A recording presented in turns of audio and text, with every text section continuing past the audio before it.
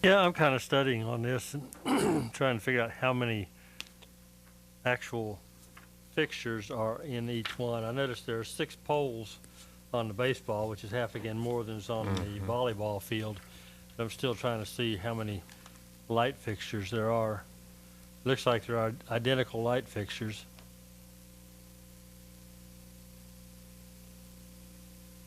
Trying to figure out where that discrepancy could be.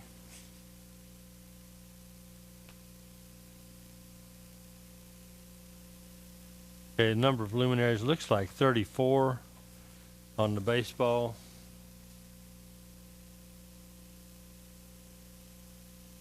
And 8, which would be a total of 42. So there's a fourth as many lights on the volleyball and half again less poles. So that would definitely make the baseball field the bulk of the work.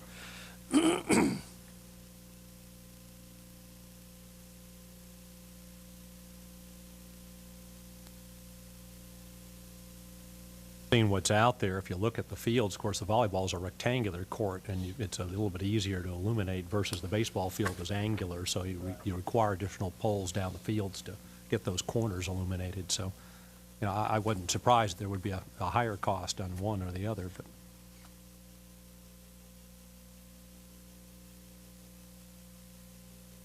And it would appear that the relationship between the two is fairly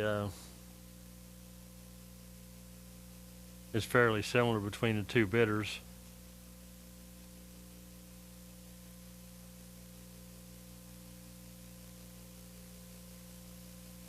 If in fact they have inverted the if Sherrod has inverted the volleyball with the baseball. Okay. I don't have any more comments. I think I'm okay.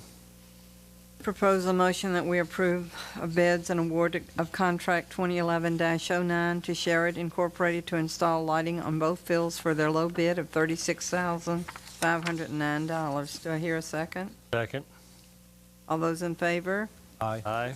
Motion approved. I vote no.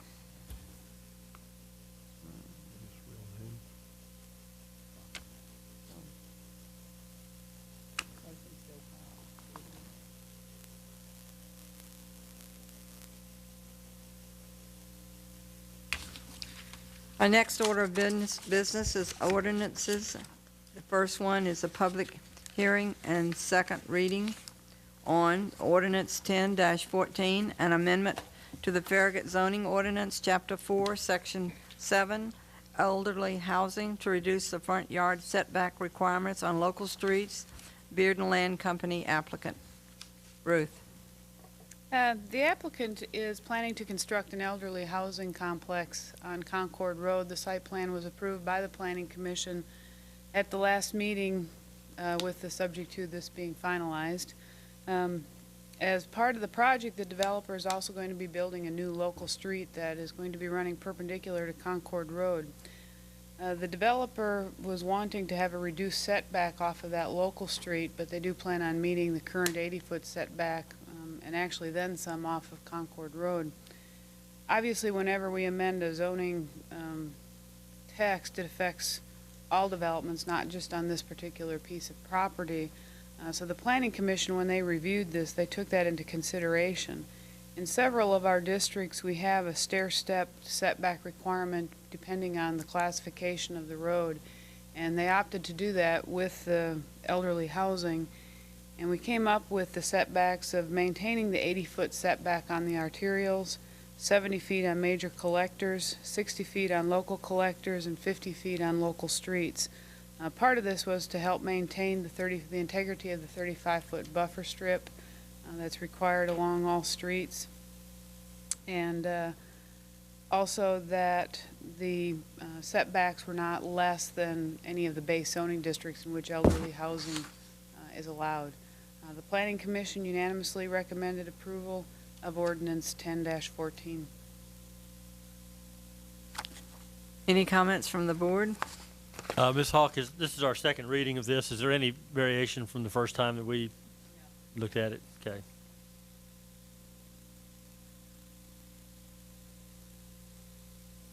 Do I hear a motion then that we approve ordinance 10-14 as So- So moved. second? Second. All those in favor? Aye. Aye. Motion passed.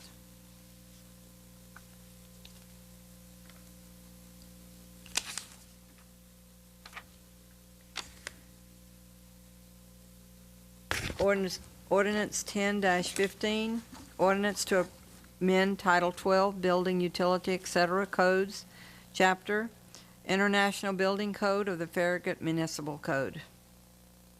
This amendment is twofold purposes. One is that we require an energy inspection for all new construction, and that then also clarifying tenant separation of a 1-hour fire rated envelope for walls, ceilings, and floors. The purpose of the energy inspection, this is actually a new requirement through the state with the adoption of the 2009 ICC Building Code energy efficiency requirements. The purpose is twofold. The first is to reduce energy costs, but also to reduce energy needs. The energy costs obviously being saved is to the building users, and when the town adopted the 2006 codes, we actually took out the word shall and said may, that we would do energy inspections.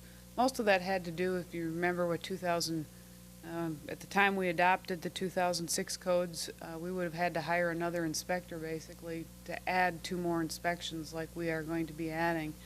This inspection will be adding, this amendment will be adding the inspection of when there is a slab, that they do an inspection to make sure that the slab is insulated, and then also to do an insulation inspection to make sure that that is meeting requirements.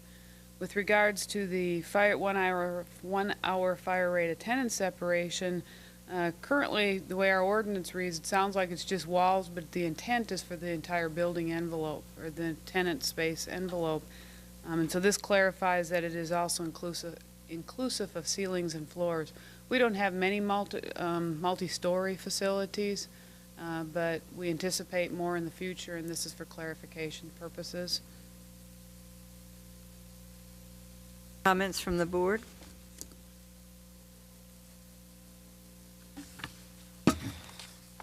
I move approval. Is there a second? Second. All those in favor? Aye. Aye. Motion passes.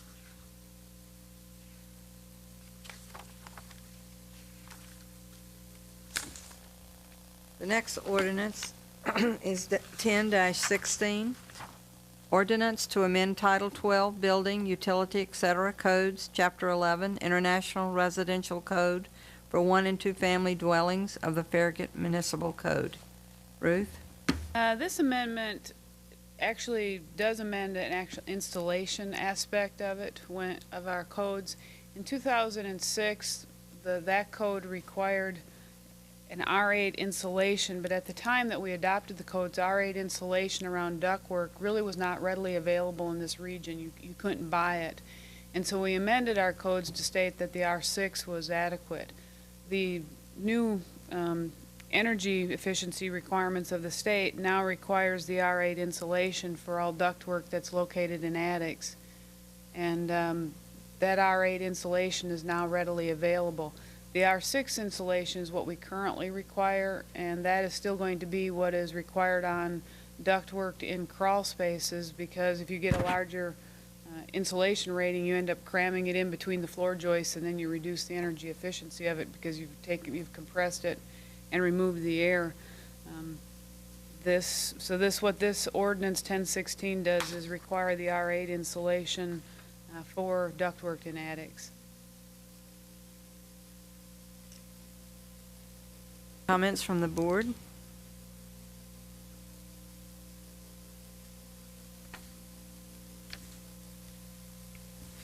Make a motion to approve. Second. All those in favor? Aye. Aye. Motion approved. The next is the town administrator's report. Thank you, Vice Mayor LaMarche. Just 2 things tonight.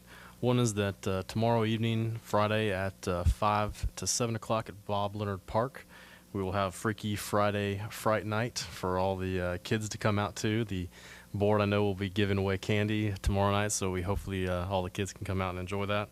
And also wanted to say that last week, Associate Town Administrator Gary Palmer and I were able to go to the ICMA International City Managers Conference in San Jose.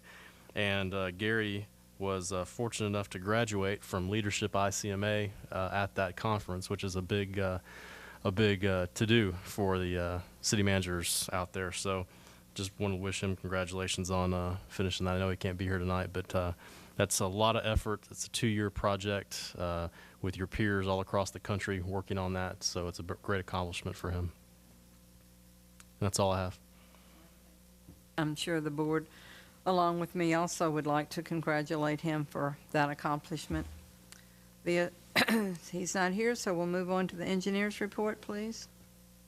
Yes, got a couple of things. We have had a sinkhole open up, or at least what might be a series of sinkholes open up along Old Stage Road in the ditch. If you look at this photograph here, this is looking west on Old Stage Road. It's just east of the entrance to Little Turkey Creek Commons. If you look along that ditch line there, you can see that there are a couple of 3 depressions in that ditch that stand out as, well, there's a lot of water draining through there.